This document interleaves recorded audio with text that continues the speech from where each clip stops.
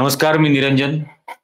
अमेरिकेकडून Donald Trump यांनी भारतावरती जी tariff लादली, त्या टेरिफ लादण्याचे जे टप्पे आले, पहिल्यांदा 25% टेरिफ टाकलं, त्याच्यानंतर 25% ॲडिशनल टेरिफ लावलं पेनल्टी म्हणून, कारण रशियाकडून मुकेश अंबानी तेल विकत घेतात, म्हणून ॲडिशनल 25% टेरिफ लावलं. आता अमेरिका भारतावरती जी कारवाई करते त्याचा आणखीन एक टप्पा समोर येतोय. अमेरिकेतल्या ओहायो हे जे राज्य आहे, या ओहायो स्टेटमधल्या रिपब्लिकन पक्षाचे सिनेटर आहेत. त्या सिनेटरचं नाव आहे बर्नी मोरेनो. या बर्नी मोरेनो यांनी एक बिल संसदेमध्ये अमेरिकेच्या पार्लमेंटमध्ये आणलेलं आहे. आणि ते बिल काय म्हणतं हे आपण आता मुद्दाम बघू. म्हणजे इथं भारतावरचा त्रास प्रचंड मोठ्या प्रमाणात वाढणार आहे याच्यावरती. ते बिल हे बघा, Bernie Moreno US senator for Ohio यांच्यातर्फे हे बिल आणलंय, ज्या बिलला हायर असं त्याचा शॉर्ट फॉर्म आहे, halting international relocation of employment act. Halting international relocation of employment act म्हणजे अमेरिकेमधल्या लोकांचा रोजगार जो बाहेर जातो त्याला थांबवणं हा त्या कायद्याचा अर्थ आहे. आता या ऍक्ट मध्ये जे म्हटलेलं आहे, while college graduates in America struggle to find work, globalist politicians and C-suite executives have spent decades shopping good paying jobs overseas in pursuit of slave wages and immense profits. Those days are over. म्हणजे अमेरिकेमधले पदवीधर हे पदवी मिळवल्यानंतर struggle करत असतात काम शोधण्यासाठी. त्यावेळेला जगभरातले राजकारणी आणि C-suite एक्झिक्युटिव्ह हे मात्र परदेशांमधून अतिशय स्लेव्ह वेजेस म्हणजे अतिशय गुलामीच्या मोबदल्यामध्ये प्रचंड प्रॉफिट कमवण्यासाठी बाहेरून कामं करून घेतात. आणि आता हे संपायला हवं. आता हा हायर ऍक्ट काय म्हणतो बघा, याच्यामध्ये त्यांनी म्हटलंय creates a 25% tax on outsourcing payments defined as any money paid by a US company or tax payer to a foreign person whose work benefits consumers in the United States. आता याचा सरळ अर्थ असा होतो, आणि हे नुसतं इतकंच नाहीये. आता हे प्रत्यक्ष बिल हे आपण बघूया. हे बघा, हे प्रत्यक्ष बिल म्हणजे मी प्रत्यक्ष ते जे बिल अमेरिकन सिनेटमध्ये येतं आहे त्या बिलाची हा ड्राफ्ट या ठिकाणी दाखवतोय. To amend Internal Revenue Code 1986 to impose an excise tax on payments by United States taxpayers to foreign persons for services provided to United States consumers and for other purposes. आता या बिलामध्ये परत त्यांनी ते clear cut म्हटलेलं आहे, halting international relocation of employment act. याच्यामध्ये पुन्हा एकदा त्यांनी इथं म्हटलेलं आहे making and outsourcing payment tax equal to 25% of the amount of such payment. आता याचा सरळ अर्थ काय होतो की अमेरिकेतल्या जेवढ्या कंपन्या आहेत, फक्त सॉफ्टवेअर नाही, अमेरिकेमधली ती प्रत्येक कंपनी जी भारताकडून काही ना काहीतरी विकत घेते किंवा परदेशातून काही ना काहीतरी विकत घेते, त्या प्रत्येक कामाच्या मोबदल्यामध्ये जे पेमेंट दिलं जातं त्या पेमेंटवरती 25% टॅक्स लावावा. आता भारतामधून अमेरिकेला फक्त सॉफ्टवेअर एक्सपोर्ट नाही होत.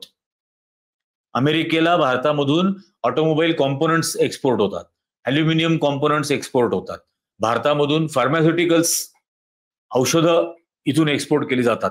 ही प्रचंड मोठ्या प्रमाणावरती आहेत. म्हणजे भारताचं साधारण $250 बिलियन एवढा सॉफ्टवेअर एक्सपोर्ट आहे. त्यातला $110 बिलियन 110 बिलियन म्हणजे $1 बिलियन म्हणजे 8,500 कोटी. $1 बिलियन म्हणजे 8,500 कोटी. $110 बिलियन भारताचं सॉफ्टवेअर हे अमेरिकेला एक्सपोर्ट होतं. म्हणजे जवळजवळ 90,000 कोटी रुपयाचा वर्षाचा व्यवसाय हा अमेरिकेला सॉफ्टवेअर एक्सपोर्ट होतो. याच्या व्यतिरिक्त ऑटोमोबाईल कॉम्पोनंट्स आहेत, फार्मास्युटिकल्स आहेत, हे सगळं आहे.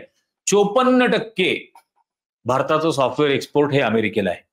आता मला सांगा, या 90,000 कोटी रुपयाच्या पेमेंटवरती जर का अमेरिकेतल्या कंपन्यांवरती अमेरिकेने 25% टॅक्स लावला तर त्याचा दुसरा अर्थ काय होतो?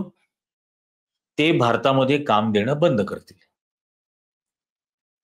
कारण 25% ही प्रचंड मोठी अमाऊंट आहे. नुसत्या पेमेंटवरती दिली जाणारी टॅक्स तो आहे. त्या कंपनीच्या नफ्यावरती टॅक्स नाही लावलेला, त्या पेमेंट्सवर टॅक्स लावलाय. हे बघा, making and outsourcing payment a tax equal to 25% of the amount of such payment. या पेमेंटवरती 25% टॅक्स इथं लावलेला आहे. आणि याच्यामुळे भारतामधून आउटसोर्सिंग करून घेणं हे आता अमेरिकन कंपन्यांना बंद करावं लागेल. मागे आपण 2-3 एपिसोड्समध्ये दाखवलेलं होतं की भारतातल्या किती कंपन्यांचा किती टर्नओव्हर, म्हणजे टाटा मोटर्स सारख्या कंपनीचा 20% टर्नओव्हर हा अमेरिकेवरती अवलंबून आहे. आता या 20% टर्नओव्हरच्या बदल्यामध्ये जे 25% पेमेंट मिळतं, त्या पेमेंटवरती जर 25% टॅक्स उद्या लागला तर टाटा मोटर्स कडून ते विकत घेणार नाहीत, जे काही ऑटोमोबाईल कॉम्पोनंट विकत घेत असतील ते. हेच सॉफ्टवेअरच्या बाबतीमध्ये होईल, हेच फार्मास्युटिकल्सच्या बाबतीमध्ये होईल. आणि मग ज्या भारतातल्या कंपन्यांमध्ये एक सॉफ्टवेअर बूम आलेली होती, तो एक फेज येऊन गेला ज्यात $250 बिलियन पर्यंत भारताचं सॉफ्टवेअर एक्सपोर्ट झालं, त्या तिथल्या या सॉफ्टवेअर इंजिनियर्सच्या, ऑटोमोबाईल कंपन्यांमधल्या ऑटोमोबाईल इंजिनियर्सच्या, फार्मास्युटिकल कंपनीमधल्या जेवढे सायन्स मास्टर्स असतील, पीएचडीज असतील आणि ग्रॅज्युएट्स असतील, या सगळ्यांच्या नोकऱ्यांवरती गदा येते आहे. मी तुम्हाला प्रत्यक्ष बिलाची कॉपी इथं दाखवली, प्रत्यक्ष बिलाची कॉपी. तो जो मोरेनो टॅक्स त्याला आता म्हटलं जातं अमेरिकेत, याच्याने भारतावरती प्रचंड मोठं संकट येणार आहे. आर्थिक अरिष्टच भारतावरती येईल अशी त्याच्यामधली आत्ताची शंका आहे. दुसरं संकट, आणि जे जास्त आणखीनही गंभीर आहे, ही आणखीन एक बातमी बघा. ही CNN वर्ल्डची बातमी आहे. हे बघा इथं CNN वर्ल्डची ही बातमी आहे. आणि ही बातमी काय म्हणते? How India secretly sent refugees back to the land accused of committing genocide against them. म्हणजे भारतामध्ये आलेले निर्वासित, ज्यांनी भारताकडे आश्रय मागितला, अशा आश्रय मागितलेल्या निर्वासितांना भारताने कसं गुपचूप सिक्रेटली परत त्याच देशात पाठवून दिलं ज्या देशामध्ये त्यांच्या समुदायाचं हत्याकांड केल्याचा आरोप होतो, of committing genocide against them. आणि हा सीएनएनचा रिपोर्ट, हा बघा, हा पब्लिश झालाय 14 सप्टेंबरला. म्हणजे आत्ता 2 दिवसापूर्वी 3 दिवसापूर्वी हा पब्लिश झालेला आहे. आणि याच्यामध्ये त्यांनी संपूर्ण इन्व्हेस्टिगेशन दिलेलं आहे की कसं दिल्लीमध्ये एक दिवस एक रात्री अचानक पोलीस एका वस्तीमध्ये जातात, त्या एरियामध्ये राहत असलेल्या 40 जणांना ते जमवतात, त्यांना सांगतात तुमची कागदपत्र व्हेरीफाय करायची आहेत, ते सर्टिफाय करायची आहेत, तुम्ही पोलीस स्टेशनला चला. त्यांना पोलीस स्टेशनला घेऊन जातात. त्यांना घेऊन गेल्यानंतर रात्रभर त्यांना तिथं इल्लिगली डिटेन केलं जातं. कुठलाही गुन्हा नोंदवला जात नाही, कुठलीही कागदोपत्री नोंद केली जात नाही, काहीही नाही. त्याच्यानंतर त्यांना दुसऱ्या दिवशी दिल्लीच्या बाहेर गाझियाबाद जवळच्या एका एअरपोर्टवरती नेलं जातं. त्या एअरपोर्टवरून त्यांना एका विमानात बसवलं जातं. त्यांना तिथून पोर्ट ब्लेअरला, अंदमानला नेलं जातं. अंदमानमध्ये तिथं त्यांना एक दिवस ठेवलं जातं. त्यानंतर एक दिवशी रात्री त्यांना तिथून नेव्हीच्या एका गुप्त बोटीमध्ये, म्हणजे गुप्त इन द सेन्स त्याची आयडेंटिटी रिव्हील झालेली नाही म्हणून, नेव्हीच्या एका बोटीमध्ये त्यांना बसवलं जातं. त्यांच्या डोळ्यावरती फडकं बांधलेलं असतं. त्यांना बसवलं जातं. त्यांना पिस्तुलीचा, बंदुकीचा धाक दाखवला जातो की तुम्ही आम्ही सांगतो ते ऐकलं नाही तर गोळ्या घालू. आणि रात्रीच्या अंधारामध्ये म्हणजे भारतीय महासागरात, त्या हिंदी महासागरामधून त्या बोटीमधून त्यांना हलवलं जातं आणि त्यांना म्यानमारला नेलं जातं. म्यानमारमध्ये रात्रीच्या वेळी त्यांना उतरवून सोडून दिलं जातं तिथे, आणि नंतर ती बोट परत येते. ते ज्या वेळेला म्यानमारमध्ये उतरल्यानंतर ते सगळेजण आश्रय मागतात, ते असतात रोहिंग्या मुस्लिम, आणि त्यांना तिथं नेलं जातं. तिथं गेल्यानंतर ते एकाचा कोणाचा तरी फोन उधार घेतात. त्या उधार घेतलेल्या फोनवरून दिल्लीमध्ये त्यांचे जे कोण मित्र, नातेवाईक, ओळखीचे लोक होती, त्यांना फोन करून कळवतात की असं असं आमच्या बरोबर झालंय आणि आता आम्ही म्यानमारमध्ये आलोय. याचं संपूर्ण इन्व्हेस्टिगेशन CNN तर्फे केलं जातं आणि CNNनी केल्यानंतर CNN त्याचा रिपोर्ट हा 2 दिवसापूर्वी पब्लिश केला. आता याचं गांभीर्य काय? युनायटेड नेशन्सचं एक रेफ्युजीसाठीची रेझोल्युशन आहे, ट्रेटी आहे. त्या अशा प्रकारे शरणार्थींच्या साठी म्हणून युनायटेड नेशन्सनी ज्या गाईडलाईन सांगितल्यात की जर अशी कोणी शरण मागितली, आश्रय मागितला तर त्यांना शरण द्यायला लागेल, शरणार्थी म्हणून त्यांना घ्यावं लागेल. याच्यावरती भारताची स्वाक्षरी आहे. भारताने त्या रेफ्युजी रिझोल्युशनवरती सही केलेली आहे, ज्याच्या अंडर भारत आजही सांगतो की दलाई लामांना आम्ही भारतात का आश्रय दिला, कारण इंडिया त्या इंटरनॅशनल ट्रीटीवरती सिग्नेटरी आहे. त्या शेख हसीना वाजेद, बांगलादेशची माजी पंतप्रधान, हिला भारतात आश्रय का दिला, कारण भारत त्या इंटरनॅशनल रेफ्युजी रेझोल्युशनचा ट्रीटीवरचा सिग्नेटरी आहे असं सांगतो. आणि आता या रोहिंग्या मुस्लिम यांना असं गुपचूप रात्रीतून उचललं जातं, कुठेतरी नेलं जातं, तिथून आणखीन कुठेतरी मध्यरात्री बोटीतून नेलं जातं आणि सोडून दिलं जातं. आणि आता हा विषय युनायटेड नेशन्समध्ये अमेरिका उचलणार आहे. याचे परिणाम काय होऊ शकतात?